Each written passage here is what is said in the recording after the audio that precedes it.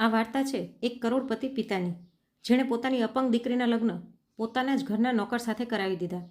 લોકોને લાગ્યું કે તેણે ફક્ત પોતાની આબરૂ બચાવવા માટે દીકરીની જિંદગી દાવ પર મૂકી દીધી. લગ્નના દિવસે દરેક માણસ એ જ વિચારી રહ્યો હતો કે હવે આ છોકરીની જિંદગી બરબાદ થઈ ગઈ. પરંતુ કોઈને ખબર નહોતી કે થોડા જ દિવસોમાં એક એવું સત્ય સામે આવવાનું છે જે ફક્ત આખા પરિવારને જ નહીં પરંતુ આખા શહેરને હચમચાવી દેશે. જ્યારે એ સત્ય બધાની સામે આવ્યું ત્યારે એ જ કરોડપતિ પિતા શરમથી માથું ઝુકાવીને ઊભા રહી ગયા અને તેમની આંખોમાંથી આંસુ વહેવા લાગ્યા. આખરે એવું શું થયું હતું એ લગ્ન પછી, અને કેમ એ પિતાને પોતાની જ દીકરી સામે શરમસાર થવું પડ્યું? આગળ શું થયું એ જાણવા માટે આ વાર્તાને સ્કીપ કર્યા વગર અંત સુધી જરૂર સાંભળજો. અને જો ચેનલ પર નવા હો તો સબસ્ક્રાઈબ જરૂર કરી લેજો અને બાજુમાં આપેલા બેલ આઇકનને દબાવવાનું ભૂલશો નહીં, જેથી દરેક નવી વાર્તાની અપડેટ તમને મળતી રહે. શહેરના સૌથી અમીર લોકોમાંનો એક હતો શેઠ ધનરાજ મહેતા. તેની પાસે પૈસાની કોઈ કમી નહોતી. શહેરમાં તેની ઘણી ફેક્ટરીઓ હતી, મોટા મોટા બંગલા હતા અને લોકો તેને ખૂબ જ માન સન્માન આપતા હતા. પણ એ મોટા બંગલાની અંદર એક એવી હકીકત છુપાયેલી હતી જેના વિશે બહુ ઓછા લોકોને ખબર હતી. ધનરાજની એક જ દીકરી હતી, અદિતિ. અદિતિ ખૂબ સુંદર હતી, ભણેલી ગણેલી હતી અને દિલથી બહુ સારી હતી. પરંતુ બાળપણમાં થયેલા એક ભયંકર અકસ્માતે તેની જિંદગી બદલી નાખી હતી. એ અકસ્માતમાં તેના બંને પગને એટલું નુકસાન થયું હતું કે તે ઠીક રીતે ચાલી પણ નહોતી શકતી. ડૉક્ટરોએ ઘણો પ્રયત્ન કર્યો, સારવાર પણ ઘણી થઈ, પણ સંપૂર્ણ રીતે ઠીક થવું શક્ય નહોતું. હવે અદિતિને હંમેશા સહારાની જરૂર રહેતી હતી. જ્યારે અદિતિ નાની હતી ત્યારે ધનરાજને તેની હાલતથી એટલો ફરક નહોતો પડતો. તે તેને ખૂબ પ્રેમ કરતો હતો. પણ જેમ જેમ અદિતિ મોટી થતી ગઈ તેમ ધનરાજની વિચારસરણી બદલાતી ગઈ. હવે તેને હંમેશા એક જ ચિંતા રહેતી, લોકો શું કહેશે? શહેરના મોટા મોટા ધનવાન લોકો પોતાના છોકરાઓના લગ્ન મોટા ઘરોમાં કરતા, પણ ધનરાજને લાગતું કે તેની અપંગ દીકરીના લગ્ન કોઈ સારા ઘરમાં નહીં થઈ શકે. આ વિચારોને કારણે તે ધીમે ધીમે અદિતિથી દૂર થતો ગયો. અદિતિ બધું સમજી રહી હતી, પણ તેણે ક્યારેય પોતાના પિતા સામે ફરિયાદ કરી નહોતી. તે શાંતિથી પોતાના રૂમમાં રહેતી, પુસ્તકો વાંચતી અને ભગવાનને પ્રાર્થના કરતી કે તેના પિતા ખુશ રહે. એ જ ઘરમાં એક છોકરો કામ કરતો હતો, રાજુ. રાજુ છેલ્લા 3 વર્ષથી એ બંગલામાં નોકર તરીકે કામ કરતો હતો, પણ તે બીજા નોકરો જેવો નહોતો. તે બહુ શાંત, સમજદાર અને મહેનતી હતો. સૌથી ખાસ વાત એ હતી કે તે અદિતિનું ખૂબ માન રાખતો હતો. જ્યારે પણ અદિતિને કોઈ વસ્તુની જરૂર પડતી, રાજુ વગર કહે જ તેની મદદ કરી દેતો. ક્યારેક તે વ્હીલચેર લાવી આપતો, ક્યારેક પુસ્તકો ઉઠાવી આપતો, તો ક્યારેક બગીચામાં ફરવા લઈ જતો. અદિતિને પણ રાજુની સાદગી અને ઈમાનદારી ગમતી હતી, પણ બંને વચ્ચે હંમેશા એક અંતર રહેતું, કારણ કે બંને જાણતા હતા કે સમાજની નજરે એક અમીર છોકરી અને એક ગરીબ નોકર વચ્ચેની મિત્રતા પણ અજીબ માનવામાં આવે છે. સમય ધીમે ધીમે પસાર થતો ગયો. એક દિવસ શહેરમાં એક મોટી પાર્ટી રાખવામાં આવી. એ પાર્ટીમાં શહેરના મોટા મોટા ઉદ્યોગપતિઓ અને તેમના પરિવાર આવ્યા હતા. ધનરાજ પણ પોતાની દીકરી અદિતિને લઈને ત્યાં ગયો. અદિતિ ખૂબ સુંદર લાગી રહી હતી, પણ જ્યારે કેટલાક લોકોને ખબર પડી કે તે સારી રીતે ચાલી શકતી નથી તો તેઓ અંદરોઅંદર ફૂસફૂસ કરવા લાગ્યા. એક મહિલાએ ધીમેથી કહ્યું, આટલો મોટો પૈસાદાર માણસ છે, પણ દીકરી અપંગ છે, એના લગ્ન કેવી રીતે થશે? બીજી મહિલાએ કહ્યું, કોઈ ગરીબ સાથે જ કરવા પડશે, મોટું ઘર તો સંબંધ કરશે નહીં. ધનરાજે આ વાતો સાંભળી લીધી. તેનો ચહેરો ગુસ્સાથી લાલ થઈ ગયો. તેને લાગ્યું કે લોકોએ તેના સન્માન પર ઘા માર્યો છે. એ દિવસ પછી તે વધુ ચિંતિત રહેવા લાગ્યો. થોડા દિવસ પછી એક બીજી ઘટના બની, જેણે તેની વિચારસરણી સંપૂર્ણ રીતે બદલી નાખી. એક દિવસ 2 બિઝનેસમેન તેના ઘરે આવ્યા. તેઓ પોતાના દીકરા માટે સંબંધ જોવા આવ્યા હતા. ધનરાજને લાગ્યું કે કદાચ હવે તેની દીકરીના લગ્ન કોઈ સારા ઘરમાં થઈ જશે. પણ જ્યારે તેમને અદિતિની હાલત વિશે ખબર પડી ત્યારે તેઓ ચૂપચાપ ઉઠીને ચાલ્યા ગયા. તેમના જતાં જ ધનરાજનો ગુસ્સો ફાટી નીકળ્યો. તેણે ગુસ્સામાં કહ્યું, મારું તો નસીબ જ ખરાબ છે. મારી પાસે આટલી સંપત્તિ છે, પણ દીકરી એવી છે કે કોઈ સંબંધ પણ નથી કરતું. અદિતિએ આ વાત સાંભળી લીધી. તેની આંખોમાં આંસુ આવી ગયા. એ રાત્રે તે ખૂબ રડી, પણ તેણે પોતાના પિતા સામે કંઈ પણ કહ્યું નહીં. ત્યાં ધનરાજના મનમાં એક અજાણ્યો નિર્ણય જન્મ લઈ ચૂક્યો હતો. એવો નિર્ણય જે આગળ જઈને બધાની જિંદગી બદલી નાખવાનો હતો. આગલા જ દિવસે તેણે પોતાના મેનેજરને બોલાવ્યો અને કહ્યું, મારે આ છોકરીના લગ્ન જલ્દી કરવા છે, ભલે કોઈની પણ સાથે કરવા પડે. મેનેજરે આશ્ચર્યથી પૂછ્યું, સર, કોઈની પણ સાથે? ધનરાજે ઠંડા અવાજમાં કહ્યું, હા, કોઈની પણ સાથે. એ જ સમયે તેની નજર ઘરના આંગણે કામ કરતા રાજુ ઉપર પડી. રાજુ શાંતિથી બગીચામાં છોડને પાણી પાઈ રહ્યો હતો. ધનરાજ થોડો સમય તેને જોતો રહ્યો અને અચાનક તેના મનમાં એક ખતરનાક વિચાર આવ્યો. તેણે મનમાં વિચાર્યું, જો હું મારી દીકરીના લગ્ન આ નોકર સાથે કરી દઉં તો ઓછામાં ઓછું લોકો કહેશે તો નહીં કે છોકરી ઘરમાં બેઠી છે. એ જ સાંજે તેણે રાજુને પોતાના રૂમમાં બોલાવ્યો. રાજુ ડરતા ડરતા અંદર આવ્યો. ધનરાજે તેને ધ્યાનથી જોયો અને કહ્યું, જો હું તને ઘણા પૈસા આપું તો શું તું મારી દીકરી સાથે લગ્ન કરીશ? આ સાંભળીને રાજુના પગ નીચેથી જમીન સરકી ગઈ. તેને સમજાયું જ નહીં કે શું જવાબ આપવો. થોડીવાર માટે રૂમમાં શાંતિ છવાઈ ગઈ અને અહીંથી શરૂ થઈ એ નિર્ણયની વાર્તા જેણે આગળ જઈને આખા શહેરને હચમચાવી નાખ્યું. થોડા સમય પછી રાજુએ ધીમા અને ગભરાયેલા અવાજમાં કહ્યું, શેઠજી, તમે મજાક તો નથી કરી રહ્યા ને? ધનરાજે ઠંડી નજરે તેની તરફ જોયું અને કહ્યું, હું મજાક નથી કરી રહ્યો. જે પૂછ્યું છે તેનો જવાબ આપ. રાજુના હાથ કાંપવા લાગ્યા. તે જાણતો હતો કે ધનરાજ શેઠ બહુ મોટા માણસ છે. તેમના સામે વધારે બોલવું પણ જોખમભર્યું હતું. પણ આ વાત તેના માટે ખૂબ મોટી હતી.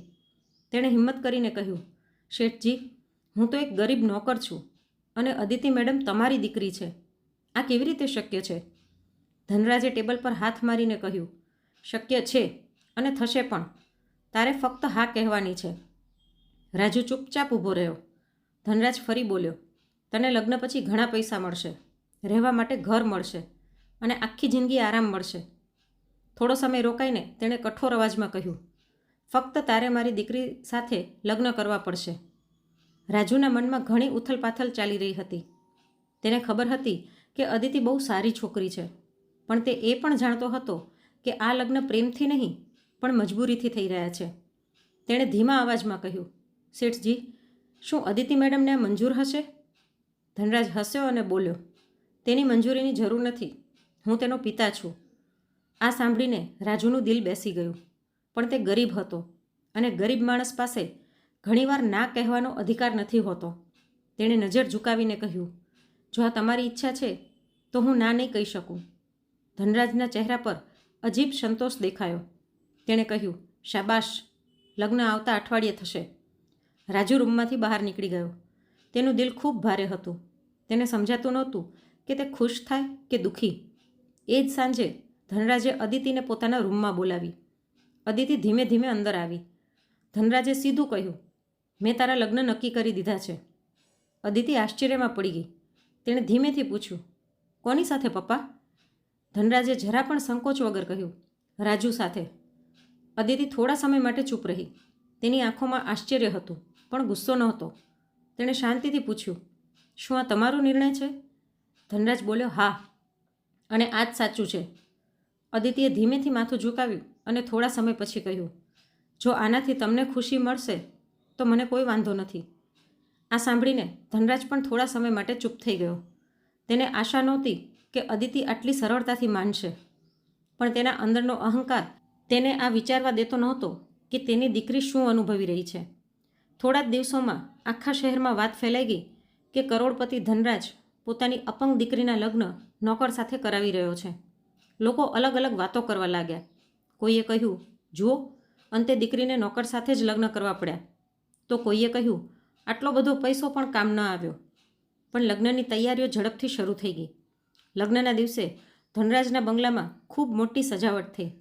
લાઇટો લગાવવામાં આવી. મહેમાનો આવી રહ્યા હતા. સંગીત વાગી રહ્યું હતું. પણ એ લગ્નમાં ખુશી ઓછી અને ચર્ચા વધુ હતી. લોકો ફક્ત જોવા આવ્યા હતા કે એક અમીર માણસ પોતાની દીકરીના લગ્ન નોકર સાથે કેવી રીતે કરે છે. અદિતિ લાલ ઘરચોળામાં ખૂબ સુંદર લાગી રહી હતી. તે વ્હીલચેર પર બેઠી હતી. તેની આંખોમાં થોડી નમી હતી, પણ ચહેરા પર શાંતિ હતી. બીજી તરફ રાજુ સાદા કપડામાં તૈયાર થઈને ઊભો હતો. તેના મનમાં ડર અને જવાબદારી બંને હતા. જ્યારે લગ્નની વિધિઓ શરૂ થઈ ત્યારે બધા લોકો તેમને ધ્યાનથી જોઈ રહ્યા હતા.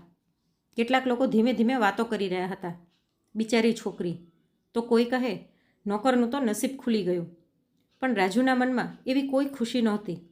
તે ફક્ત એ જ વિચારી રહ્યો હતો કે હવે તેને અદિતિની જિંદગીની જવાબદારી ઉઠાવવાની છે. ફેરા વખતે એક એવી પળ આવી જ્યારે રાજુએ અદિતિની તરફ જોયું. અદિતિએ પણ તેની તરફ જોયું. બંનેની આંખોમાં એક અજાણી સમજ હતી. બંને જાણતા હતા કે આ સંબંધ મજબૂરીથી બન્યો છે, પણ આ સંબંધ હવે નિભાવવો જ પડશે. થોડા જ સમયમાં લગ્ન પૂરા થઈ ગયા. લોકો ધીમે ધીમે જતા રહ્યા, પણ જતાં જતાં પણ વાતો કરતા હતા. ધનરાજ આ બધું સાંભળીને પણ અવગણતો રહ્યો. તેને તો ફક્ત એક જ વાતની રાહત હતી. હવે તેની દીકરીના લગ્ન થઈ ગયા છે. તે રાત્રે જ્યારે વિદાયનો સમય આવ્યો ત્યારે પહેલીવાર ધનરાજની આંખોમાં થોડું પાણી દેખાયું. અદિતિએ પોતાના પિતાને જોયા અને સ્માઇલ સાથે કહ્યું, હવે ચિંતા ન કરો પપ્પા, હું ઠીક રહીશ. પરંતુ તેના દિલમાં ઘણું તૂટતું હતું. રાજુએ ધીમેથી વ્હીલચેર સંભાળી અને અદિતિને કાર સુધી લઈ ગયો. કાર ધીમે ધીમે બંગલાથી બહાર નીકળી ગઈ. ધનરાજ દરવાજા પર ઊભો રહીને તેમને જતા જોતો રહ્યો. તેને લાગ્યું કે જાણે તેણે જીવનનો એક ભાર ઉતારી દીધો. પરંતુ તેને જરા પણ અંદાજ નહોતો કે થોડા દિવસોમાં એ જ નિર્ણય તેની જિંદગીની સૌથી મોટી મુશ્કેલી બની જશે.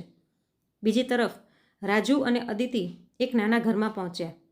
આ ઘર ધનરાજે તેમને રહેવા માટે આપ્યું હતું. ઘર સામાન્ય હતું, પણ સાફ અને શાંત હતું. રાજુએ ધીમેથી કહ્યું, મેડમ, તમે આરામ કરી લો. અદિતિએ હળવું સ્મિત કરીને કહ્યું, હવે હું તમારી પત્ની છું, મેડમ ના કહો.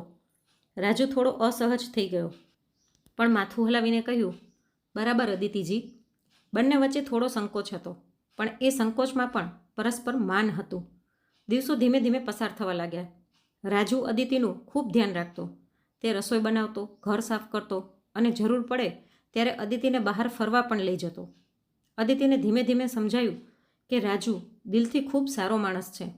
એક દિવસ અદિતિએ પૂછ્યું, તમે મારી સાથે લગ્ન કરવા માટે હા કેમ પાડી? રાજુ થોડો સમય ચૂપ રહ્યો, પછી બોલ્યો, કારણ કે હું તમને એકલા છોડી શકતો નહોતો. આ સાંભળીને અદિતિ ચૂપ થઈ ગઈ. એ દિવસ પછી બંને વચ્ચે એક નવી સમજ ઊભી થઈ.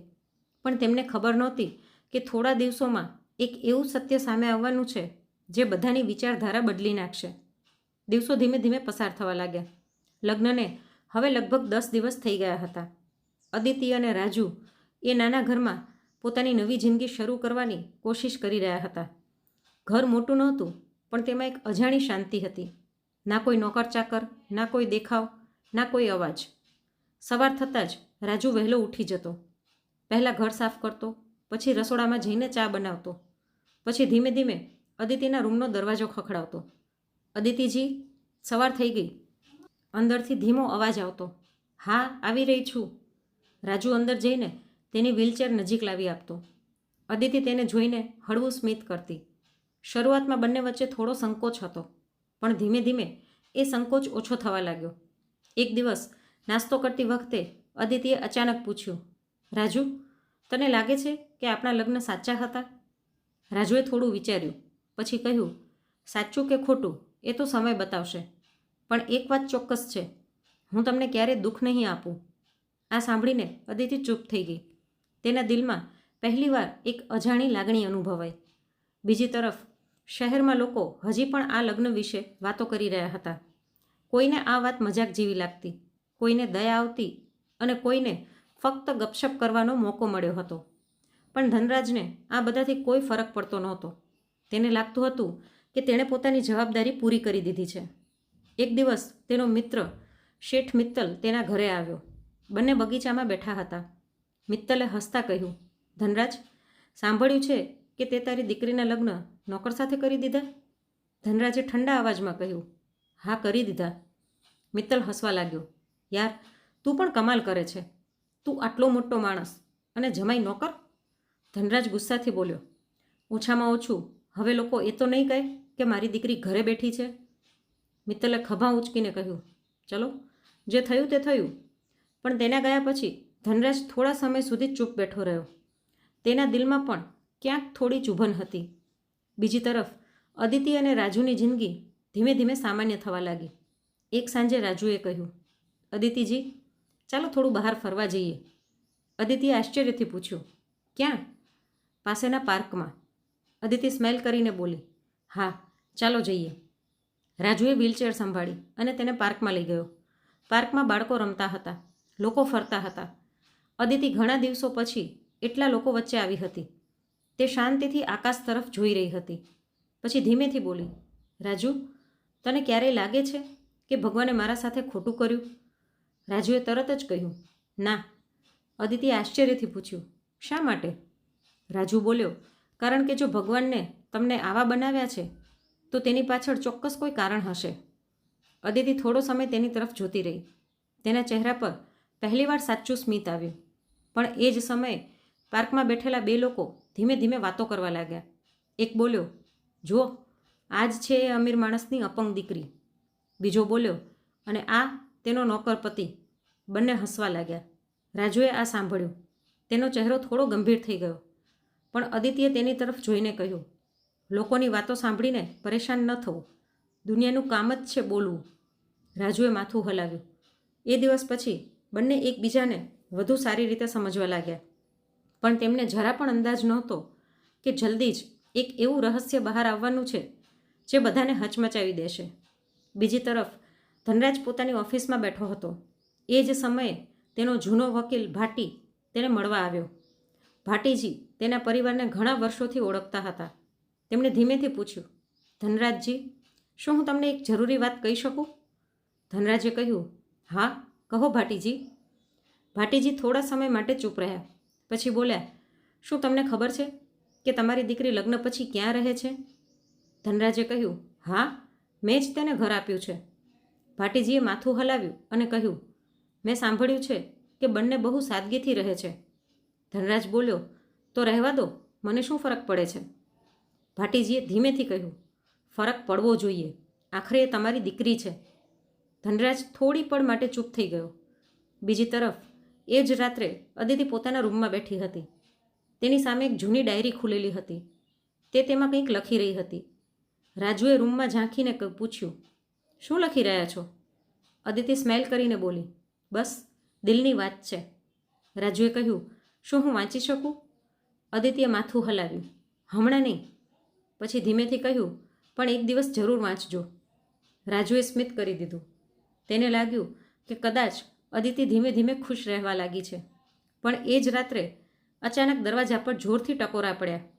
રાજુએ દરવાજો ખોલ્યો. બહાર બે માણસો ઊભા હતા. તેમના ચહેરા ગંભીર હતા. એક માણસે પૂછ્યું, શું તું રાજુ છે? રાજુએ કહ્યું, હા. બીજો માણસ બોલ્યો, અમને તારી સાથે એક જરૂરી વાત કરવી છે. રાજુ ચોંકી ગયો. તેણે પૂછ્યું, કઈ બાબત વિશે? તેમાંથી એક માણસ બોલ્યો, તારી સાચી ઓળખ વિશે. આ સાંભળતા જ રાજુનો ચહેરો ફિક્કો પડી ગયો. અદિતિ પણ અંદરથી બધું સાંભળી રહી હતી. તેનું હૃદય જોરથી ધડકવા લાગ્યું. આખરે આ લોકો કોણ હતા? અને રાજુની એવી કઈ ઓળખ હતી જે કોઈને ખબર નહોતી? અહીંથી શરૂ થવાનું હતું એ સત્ય જે થોડા જ દિવસોમાં આખા શહેરને હચમચાવી દેશે. દરવાજા પર ઊભેલા બંને માણસો ગંભીર લાગતા હતા. રાજુ થોડા સમય સુધી તેમને જોતો રહ્યો. પછી બોલ્યો, તમે કોણ છો અને શું ઈચ્છો છો? એક માણસે ધીમેથી કહ્યું, અમારે તારી સાથે એકાંતમાં વાત કરવી છે. રાજુએ એક ક્ષણ માટે પાછળ વળીને અદિતિ તરફ જોયું. અદિતિ વ્હીલચેર પર બેઠી બધું સાંભળી રહી હતી. તેણે શાંતિથી કહ્યું, રાજુ, તેમને અંદર આવવા દો. રાજુએ દરવાજો ખોલી દીધો. બંને માણસો અંદર આવીને બેઠા. તેમના ચહેરા પરથી લાગતું હતું કે તેઓ સામાન્ય વાત કરવા આવ્યા નથી. થોડા સમયની શાંતિ પછી એક માણસ બોલ્યો, રાજુ, અમને તારી સચ્ચાઈ ખબર છે. રાજુનું દિલ જોરથી ધડકવા લાગ્યું. તેણે ધીમા અવાજમાં કહ્યું, કઈ સચ્ચાઈ? બીજા માણસે પોતાના ખિસ્સામાંથી એક જૂની તસવીર કાઢી અને ટેબલ પર મૂકી. તસવીરમાં એક નાનો છોકરો હતો અને તેની સાથે એક ખૂબ અમીર દેખાતો માણસ. તસવીર જોઈને જ રાજુએ આંખો ઝુકાવી લીધી. અદિતિ આશ્ચર્યથી આ બધું જોઈ રહી હતી. તેણે પૂછ્યું, આ લોકો શું કહી રહ્યા છે રાજુ? પહેલો માણસ બોલ્યો, હવે કદાચ સમય આવી ગયો છે કે સચ્ચાઈ બહાર આવે. પછી તેણે ધીમે ધીમે કહેવાનું શરૂ કર્યું, રાજુ હકીકતમાં નોકર નથી. અદિતિની આંખો આશ્ચર્યથી મોટી થઈ ગઈ. એનો શું અર્થ?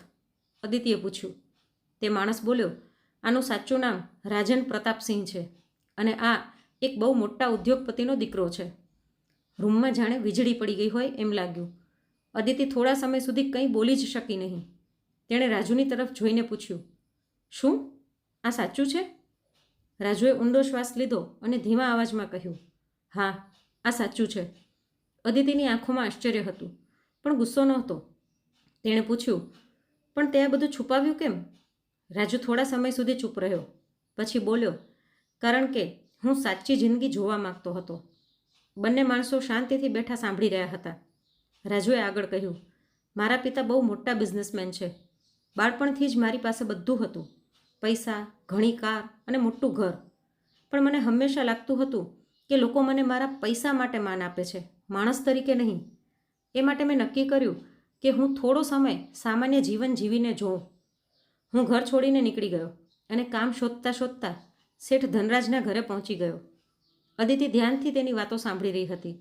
રાજુ આગળ બોલ્યો, ત્યાં મેં પહેલીવાર જોયું કે લોકો પૈસાના આધારે માણસની કિંમત કરે છે. પણ એ જ ઘરમાં મેં એક એવી વ્યક્તિને પણ જોઈ જે દિલથી બહુ સારી હતી. અદિતિએ ધીમેથી કહ્યું, હું? રાજુએ સ્માઇલ કરીને માથું હલાવ્યું. હા, તમે. જ્યારે મેં જોયું કે બધા લોકો તમને તમારી કમજોરીના કારણે અલગ નજરથી જુએ છે, ત્યારે મને ખૂબ દુઃખ થયું. પણ તમે હંમેશા શાંત રહેતા, કોઈ પાસે ફરિયાદ પણ નહોતા કરતા.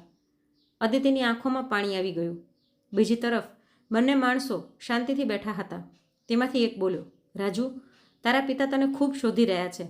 તેમણે અમને તને પાછો લાવવા મોકલ્યો છે.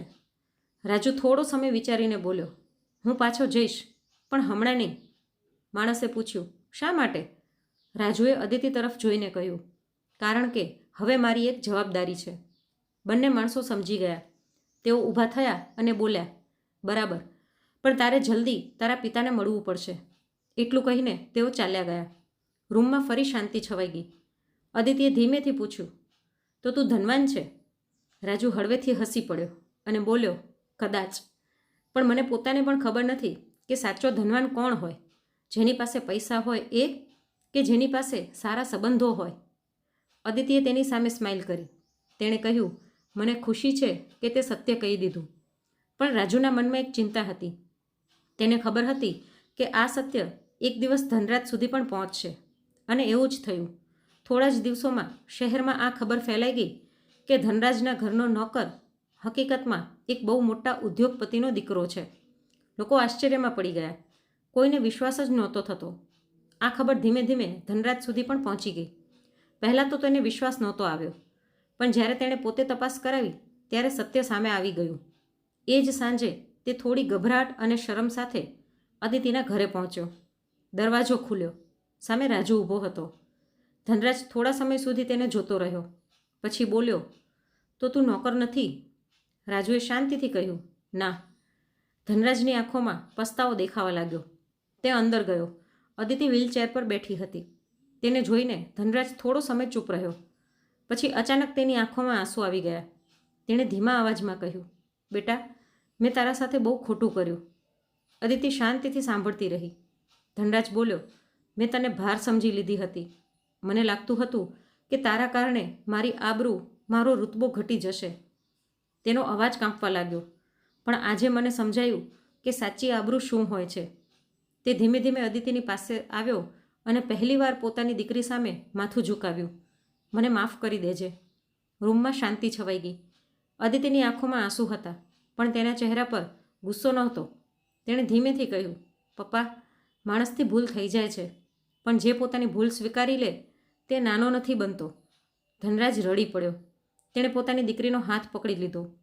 એ દિવસે પહેલીવાર તેને સમજાયું કે તેણે કેટલી મોટી ભૂલ કરી હતી. બીજી તરફ રાજુ આ બધું જોઈ રહ્યો હતો. તેને લાગ્યું કે કદાચ આ લગ્નનો સાચો હેતુ એ જ હતો, એક પિતાને પોતાની ભૂલનો અહેસાસ કરાવવો. થોડા મહિનાઓ પછી અદિતિની સારવાર શરૂ થઈ. રાજુએ પોતાના પિતાની સાથે વાત કરીને શહેરના શ્રેષ્ઠ ડૉક્ટરો પાસે તેનો ઈલાજ કરાવ્યો. ધીમે ધીમે અદિતિની તબિયતમાં સુધારો થવા લાગ્યો. એક દિવસ એવો પણ આવ્યો જ્યારે તે સહારા સાથે ઊભી રહી શકી. ધનરાજની આંખોમાં ખુશીના આંસુ આવી ગયા. તેને લાગ્યું કે જાણે ભગવાને તેને બીજી તક આપી છે.